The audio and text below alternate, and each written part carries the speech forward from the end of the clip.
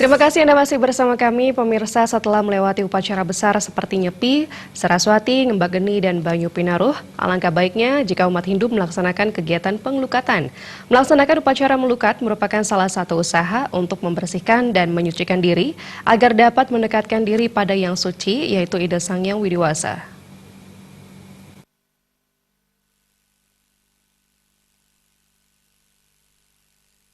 Menurut Ketua PAD Provinsi Bali, I Gusti Ngurah Sudiana, melaksanakan upacara melukat merupakan salah satu usaha untuk membersihkan dan menyucikan diri agar dapat mendekatkan diri pada yang suci, yaitu Ida Sang Hyang Widiwasa, yang tak lain merupakan tujuan akhir dari kehidupan manusia.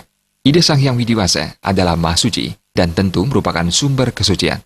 Maka sangat diperlukan adanya kesucian dalam pribadi kita untuk dapat mendekatkan diri dengan Beliau yang Maha Suci. Dengan melukat merupakan salah satu upayanya.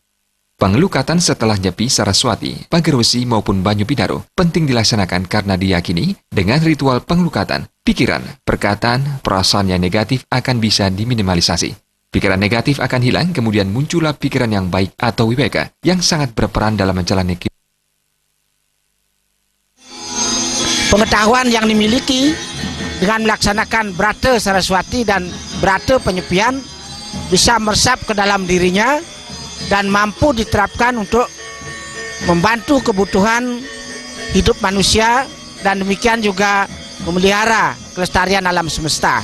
Bahkan pengelukatan yang sangat luar biasa yang diharapkan oleh seluruh umat Hindu khususnya agar seluruh perasaan-perasaan, perbuatan-perbuatan, pikiran yang negatif itu bisa diminimalisir, bahkan dijauhkan dari pikiran, perkataan, dan perbuatan. Sehingga nanti di dalam melangkah ke depan, umat Hindu bisa mempunyai pikiran yang weweka, bisa memilah perbuatan baik dan perbuatan buruk di dalam melakukan pergaulan dengan siapa saja, di dalam membina kerukunan rumah tangga, berbangsa dan bernegara. Ditambahkannya, jika umat ingin melaksanakan pengelukatan dengan cara sederhana, bisa dilaksanakan di rumah masing-masing dengan sarana bungkak nyugading pada bulan purnama.